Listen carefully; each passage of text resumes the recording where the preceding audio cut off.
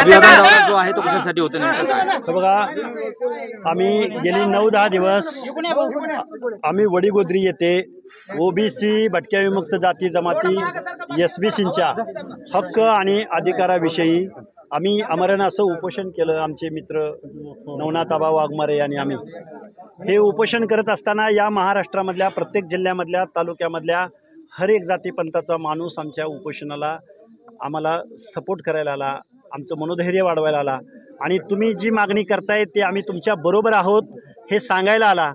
आमचं उपोषण स्थगित झाल्यानंतर आम्ही विरा मेडिसिटी जालना येथे ॲडमिट झालो. ॲडमिट झाल्यानंतर 3-4 दिवस तिथं जनतेची रीग लागली. मग आम्ही डिस्चार्ज आज आम्हाला मिळाल्यानंतर आम्ही ठरवलं की लोकांची एवढी मागणी आहे, प्रत्येकजण आमच्या गावाकडे बोलवतोय, प्रत्येकजण आपल्या तालुक्याला जिल्ह्याला बोलवतोय. आम्ही ठरवलं की या महाराष्ट्रामधल्या पहिल्या ऊर्जा स्रोतांना आपण अभिवादन करूया.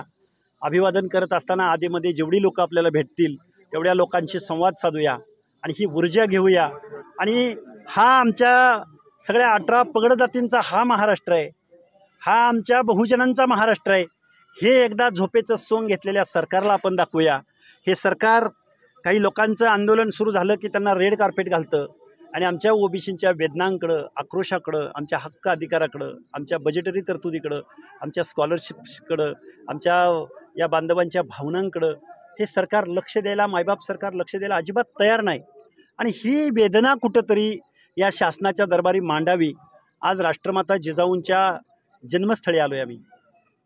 या महाराष्ट्रामध्ये नव्हे देशामध्ये एक स्वाभिमानाचं राज्य निर्माण करणाऱ्या रयतेचा राजा छत्रपती शिवरायांच्या मातोश्री, की ज्या मातोश्रींनी असं स्वप्न माझ्या शिवरायांच्या मनामध्ये पेरलं, त्या राष्ट्रमाता जिजाऊंच्या जन्मगावी आलो आहे. आणि या राष्ट्रमाता जिजाऊंना आम्ही अभिवादन करतो आहे. तुमची रयत आज उघड्यावर आली. तुमच्या रयतेबद्दल कोणी सहानुभूतीपूर्वक विचार करत नाही. तुमच्या या रयतेच्या हक्क आणि अधिकारामध्ये, बाबासाहेबांच्या हक्काने दिलेल्या हक्क आणि अधिकारामध्ये काही लोक झुंडशाहीच्या जोरावर जर उद्या घुसली तर या गावगाड्यातला माळी, साळी, कोळी, तेली, हटकर, धनगर, सनगर, वंजारी, लोणारी, परेड, गुरव, घडशी, नाभिक, सुतार, लोहार, कुंभार, बेरड, बेडर, रामोशी, SBC या सगळ्या जातीचे तरुण या सगळ्या लोकांच्या स्पर्धेला टिकू शकणार नाहीत. कुठंतरी पंचायत राजमध्ये अख्ख्या महाराष्ट्रामध्ये एखादा सुतार नगरसेवक दिसतोय, एखादा कुंभार सरपंच दिसतोय, एखादा घडशाला तर आजही गावच्या गावगाड्यामध्ये घर बांधायला जागा उपलब्ध झाली नाही, पारद्याला झाली नाही, नाथपंथी डबरी गोसावीला झाली नाही, कुडमुड्या जोशाला झाली नाही, मेडंग्या जोशाला झाली नाही.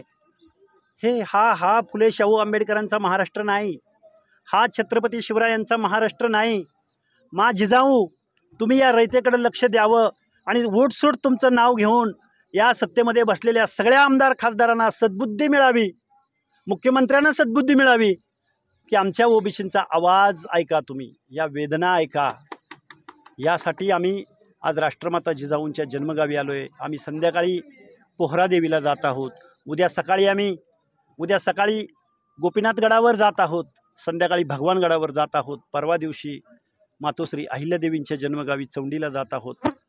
ही आमची ऊर्जा या आमच्या ओबीसींच्या भटक्या विमुक्तांच्या मनामध्ये सार्थ विश्वास, कॉन्फिडन्स, तुम्ही पुढं आलं पाहिजे.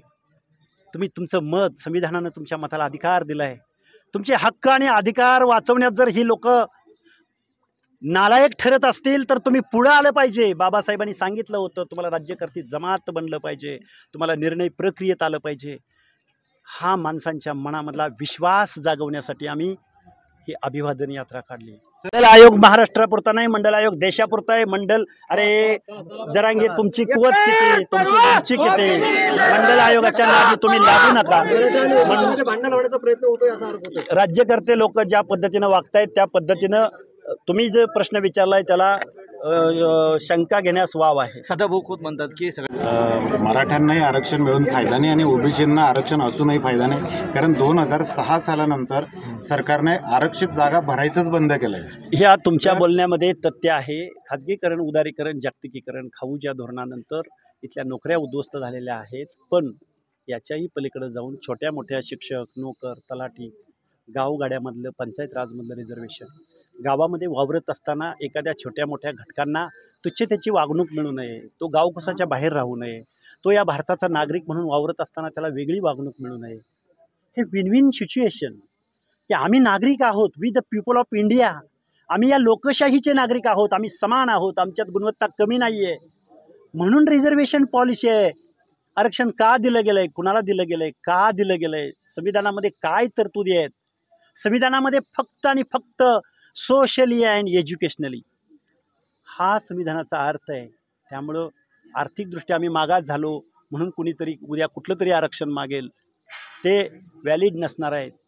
सर शेवटचं मराठा आरक्षणाच्या बाजूने पत्र द्यावं सगळं आमदार खासदार. सदाभाऊ खोतानं माड्यामध्ये लोकसभा लढली त्यावेळी तुला मतं कोणी दिली आणि तू कुठं बडबडत फिरत होता आणि तू कसा नेता झालास, मंत्री झालास, मंत्री झाल्यावर तू कुणाची संस्था आणलीस, काय केलंस हे सांगायला मला भाग पाडू नको म्हणावं. ज्या माणसाने तुला मतं दिली, नेता केला, त्यांच्या अनाथ माती कालवणारा सदाभाऊ खोत तू. आता मी एकेरीवर येतोय कारण वेदना आहेत, या आक्रोश आहे. सदाभाऊ, तुमचा दाखवायचे दात वेगळे आणि खायचे दात वेगळे. आमच्या भागात या तुम्ही, आम्ही तुम्हाला याचा जाब विचारू. प्रमाणपत्र देण्यात आले होते 90,000 नाही 54 लाख नोंदी दिल्या जात आहेत. रद्द करण्याची काय मागणी आहे? आमची मागणी आहे अर्लियर करेक्शनच्या माध्यमातून, खाडाखोडींच्या माध्यमातून शासनाच्या संरक्षणामध्ये जो बोगस नोंदी किंवा कुणबी वाटपाचा, प्रमाणपत्र वाटपाचा जो प्रोग्राम झाला आहे त्याच्याबद्दल श्वेतपत्रिका जाहीर करावी शासनानं. आमची मागणी आहे. आम्ही हरकती घेतले, त्याचा ॲक्शन टेकन रिपोर्ट आम्हाला हवा आहे म्हणून आम्ही उपोषणाला बसलो आहे. ओबीसी शोषित आहे, वंचित आहे, पीडित आहे, तो एकत्र येत नाही असा शासनाचा गैरसमज असेल. आम्ही सकाळी जालना सोडल्यानंतर गावोगाव लोकांचे थवेच्या थवे, झुंडीच्या झुंडी आम्हाला येऊन जॉईन होत आहेत. हा आवाज, हा आक्रोश या सरकारनं ऐकला पाहिजे. म्हणतात की 50% वर आरक्षण सरकारने आता वाढवलंच पाहिजे, परंतु आपण म्हणतायत की 50% वर ज्या ज्या स्टेटमध्ये आरक्षण वाढवलं गेलं, मग बिहार असेल, तमिळनाडू असेल, केरळ असेल, अनेक स्टेट आहेत, तिथं सन्माननीय न्यायालयाने ते नाकारलेलं आहे.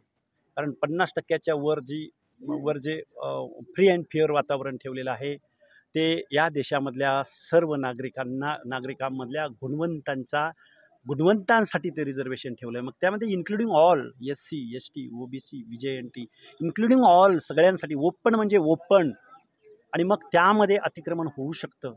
ही संविधानाची बाब आहे. अहो, सुप्रीम कोर्टाचा निर्णय कोण ऐकून घ्यायला तयार नाही, तर 50% पुढच्या कॅबबद्दल कोण विचार करणार आहे. अनेक आयोगांनी माझ्या मराठा बांधवांचं सामाजिक मागासलेपण नाकारलंय. मराठा तरुणांना माझी कळकळीची विनंती आहे, आरक्षण म्हणजे गरिबी हटाव नाही, आणि आरक्षण म्हणजे हा एकच प्रोग्राम असा नाही की तुमची उन्नती होईल. गरिबी हटावचे अनेक प्रोग्राम आहेत. आपल्या उन्नतीसाठी मायबाप सरकारनं जर मनावर घेतलं, सामाजिक स्थितीगतीचा अभ्यास केला तर अनेक योजना आणल्या जाऊ शकतात. OBC-मधूनच आरक्षण मिळाल्यावर आपल्या घरावर कौलं येणार आहेत असं जर कोण इथला माणूस सांगत असेल, ज्याला संविधानाची चाड नसेल, ज्याला बलुत्या आलुत्यांच्या हक्काविषयी चाड नसेल, तर तो माणूस अशी बेकायदेशीर वक्तव्य करलेल्या त्यांच्या वक्तव्याला तुम्ही दाद देऊ नका, तुम्ही आत्महत्या करू नका, तुम्ही कायदा हातात घेऊ नका. तुम्ही सगळ्या लोकांच्या अधिकारांना, संविधानिक अधिकारांना तुम्ही सन्मानानं वागणूक द्या. आपल्या देशाच्या अगोदर कितीतरी वर्ष अमेरिकेमध्ये निग्रोंसाठी रिझर्वेशन पॉलिसी चालू आहे. आजही जिओ बायडन तिथल्या रिझर्वेशन म्हणजे त्या निग्रोंना न्याय देण्यासाठी तिथले कायदे कडक करतायत, योजना राबवतायत. भारत देश तर हजारो वर्ष 18 पगड जातीचा आहे, सामाजिक उतरंडीचा आहे. या मायबाप सरकारला ही सद्बुद्धी सुचावी. 90% संपत्ती ही 10% लोकांकडे आहे आणि 10% संपत्ती ही 90% सत्य आहे. बाबा, संपत्तीचं जे पुनर्वाटप होण्यासाठी तुम्ही काय प्रयत्न करणार आहात? येस, सामाजिक आम्ही हक्क आणि अधिकारावर मोर्चा काढतोय, तर आमच्याकडं मायबाप सरकार, 12 करोड जनतेचं सरकार आमच्याकडे लक्ष देत नाही. बाबासाहेबांनी आपल्या स्वातंत्र्यपूर्व कालखंडामध्ये बाबासाहेबांचा मजूर पक्ष होता भारतामध्ये. त्या मजूर पक्षाच्या जाहीरनाम्यामध्ये बाबासाहेबांनी मागणी केली होती की आभाळातून पडणाऱ्या पाण्यावर, या पृथ्वीमधल्या हवेवर आणि या जमीन धारणेवर सगळ्यांचा जोपर्यंत समान अधिकार येत नाही तोपर्यंत इथल्या माणसाला समान वागणूक मिळणार नाही. पण बाबासाहेबांचे विचार इथल्या गेंड्याच्या कातडी पांघरलेल्या या राज्यकर्ते, अहो, सत्तेतून पैसा आणि पैशातून सत्ता. प्रोफेशनल लोक आमदार, खासदार, मंत्री होतात, पैशाची उधळपट्टी केली जाते. पण आमच्या OBCंचा, भटक्या विमुक्तांच्या हक्क आणि अधिकाराला, तुम्हाला पत्रकारांना जबाबदारीनं सांगतो, मी नेहमी सांगत आलोय, या महाराष्ट्राचं 3.5 लाख करोड प्लस आगेमागे बजेट असतं दरवर्षी. त्या बजेटमध्ये 50 ते 60% लोकसंख्येचा क्वांटम असणाऱ्या माझ्या ओबीसींच्या, भटक्यांच्या, सामाजिक न्यायाच्या योजनांसाठी 1% सुद्धा बजेटरी तरतूद असत नाही. कुठल्याही मुख्यमंत्र्याच्या सचिवानं डिबेटला माझ्यासमोर यावं, मुख्यमंत्र्यांनी यावं. 1% बजेटरी तरतूद 60% लोकसंख्येला. अरे आम्ही झोपलेलो आहोत याचा अर्थ तुम्ही आम्हाला तुडवावं, तुम्ही आम्हाला संपवावं, तुम्ही आमचं रिझर्वेशन संपवावं, असं तुम्ही करू नका प्लीज. धन्यवाद.